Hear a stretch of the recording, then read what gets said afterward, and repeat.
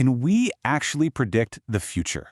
I know, it sounds like something straight out of science fiction, right? But what if I told you there's a real science to it, that it's a skill you can actually learn? Well, today we're diving into the surprising story of how a few ordinary people learn to see what's coming with, honestly, extraordinary clarity. So let's start with this bombshell. Researcher Philip Tetlock ran a study for 2 decades, tracking the predictions of so-called experts. You know, the talking heads you see on TV, the big-name pundits. And what he found was, well, it was shocking. Their forecasts were, on average, no better than random chance. Or, as he famously put it, about as good as a dart-throwing chimpanzee.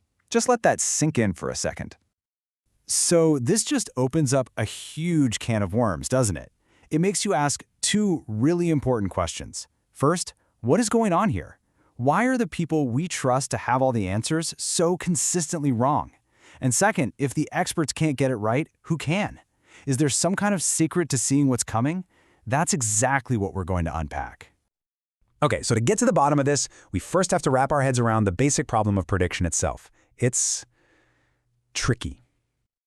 On one hand, you've got chaos theory, that famous idea that a tiny little event, like a butterfly flapping its wings, could set off a chain reaction that causes a tornado halfway across the world. It makes the future seem completely unknowable. And yet, our entire society runs on prediction, right? We predict traffic to get to work, insurance companies predict our lifespans, and the power grid predicts exactly how much electricity we're going to need. So the world is somehow both chaotic and predictable at the same time. So, if plenty of things are predictable, why do the experts get it wrong so often? Let's dig into a couple of the key reasons they fail.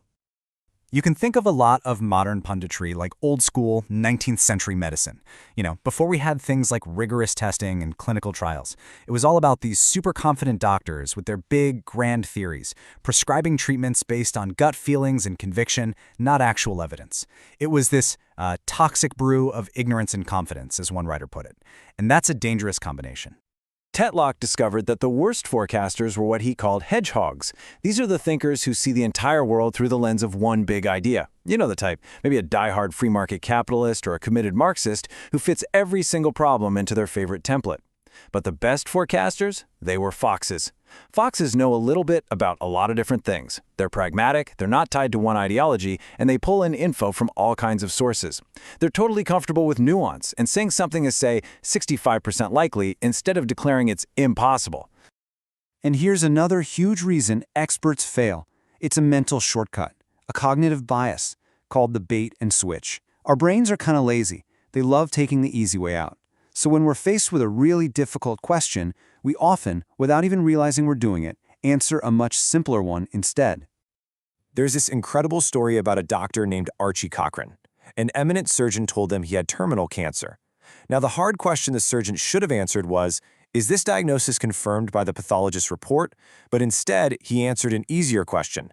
Based on my years of experience, does this look like cancer? He was so confident, but he was dead wrong. Cochran didn't have cancer at all. The surgeon swapped a hard question about proof for an easy one about his own feelings. And this kind of thing happens all the time, in every field.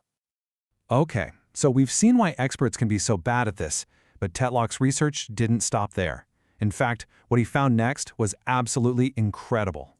It turns out that buried among the thousands of volunteers in his study was this small, elite group of regular people who were consistently, and I mean consistently, outperforming everyone.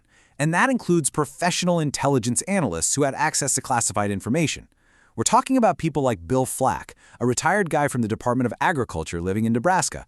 No PhD, no fancy think tank job, just a normal person with a really curious mind.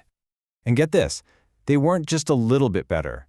Over the 4 years of the forecasting tournament, these super forecasters were more than 60% more accurate than the average person in the study. 60%!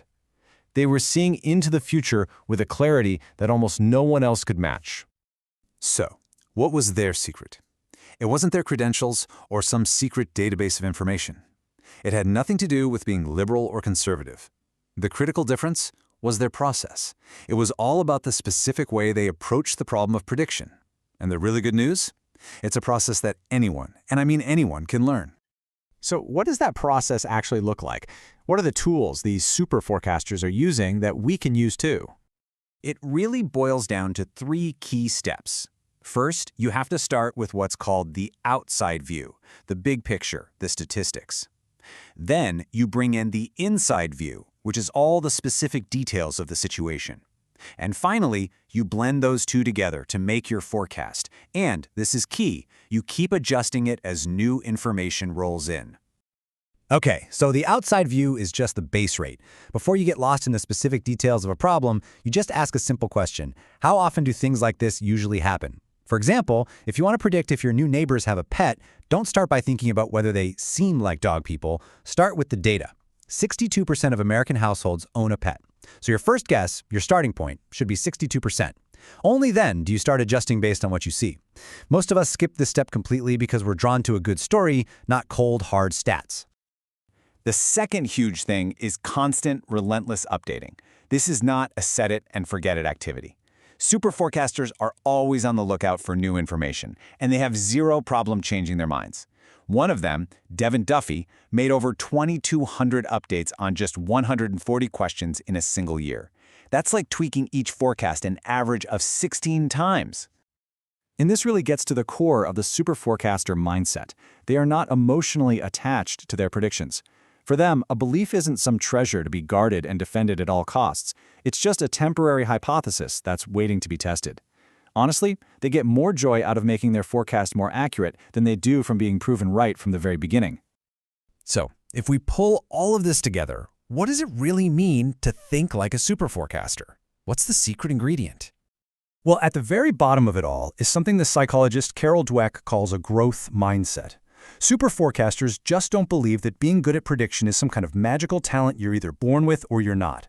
They believe it's a skill, and just like any other skill, you can get better at it with dedication, practice, and a whole lot of hard work. And that practice looks like this simple loop. You try something, you fail, and believe me, you are going to fail. But instead of just giving up, you stop and analyze why you failed. You figure out what went wrong, you adjust your approach, and then you try again. This cycle of what's called deliberate practice is the engine that drives improvement in everything from learning a musical instrument to forecasting global events. And that right there is probably the most powerful takeaway from all of this research. Being a superforecaster isn't about being a genius or owning a crystal ball. It's about a mindset. It's about being intellectually humble, being actively open-minded, and being totally committed to the process of getting a little bit better every single day. It's a skill you can actually build. So I'll leave you with this to think about. Whether it's a big project at work, a personal financial goal, or even just planning out your week. What's one area in your life where you could start using these tools to see the future just a little bit more clearly? Thanks for tuning in.